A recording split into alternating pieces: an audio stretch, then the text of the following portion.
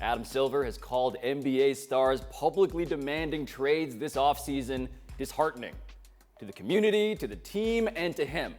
Silver added that he wants a balance of power where all 30 teams, regardless of market size, tax issues, and climate, are able to compete.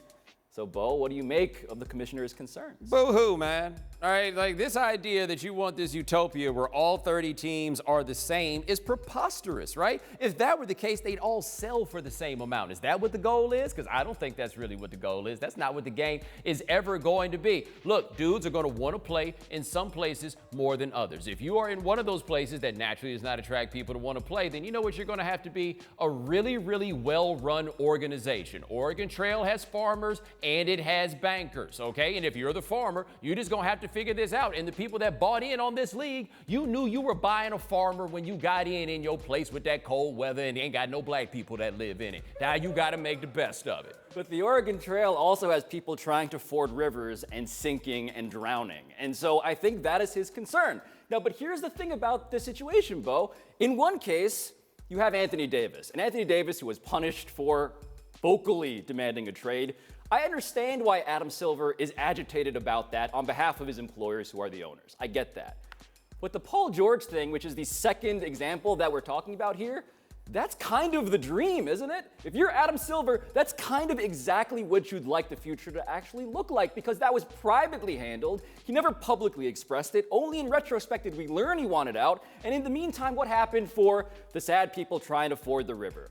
They got more draft picks and more back for a single player than anybody ever has. That's not going to sell any tickets this year, though, right? Like, that's where the dilemma for that is. Again, when you start viewing this through this like asset lens, the people part comes in, and I do understand for these smaller markets, we can't sell people on watching this dream, right? Like, even your Sixers, when they were doing that stuff, they weren't selling any tickets about it. So I get where these guys are coming from, except they made their money via cold-hearted capitalism, right? Yes. They went and they tried to destroy everybody along the way. And now when you buy a team, there are only 30 of them, there's a possibility that you're going to be on one of the lower rungs of this, and it's going to be a little bit more difficult for you. But where Silver loses me on this is the idea that trade demands are disheartening. Hey, man, sometimes people don't like their jobs. Sometimes they want different jobs. You are never going to be able to eradicate that. And if it hurts you that sometimes guys wake up and don't like their jobs, does it hurt you when the teams sometimes wake up and decide, hey, this franchise anchor we just extended, we don't want him anymore? That's exactly why I have zero empathy for the owners. It's because this is all capitalism. This is collectively bargained. It's more than capitalism.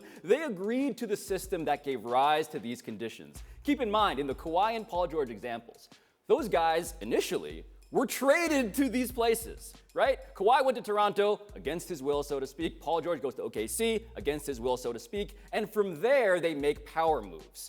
But in terms of whether I should feel bad for Clay Bennett because he got this giant haul of draft picks and had to lose Paul George because his team actually was wise to value the future over the present in this case, no, that's how the system works, and it's a collaborative approach that resulted in all of this. But the problem that Clay Bennett has is, and this is with a lot of these teams, I think Utah jumps off the list. There are a few more that we can point to.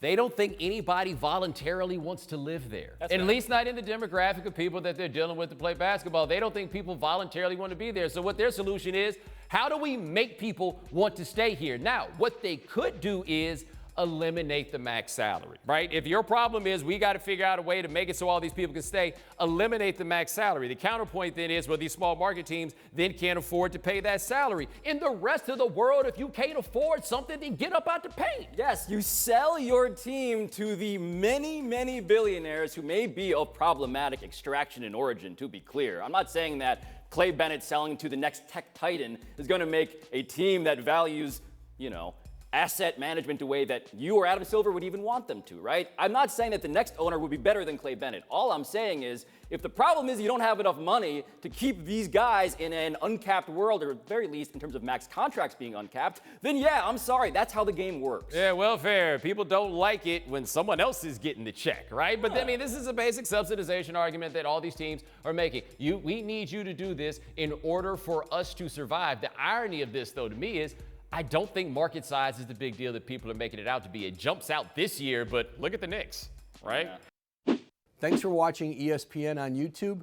For highlights and analysis, check out the ESPN app.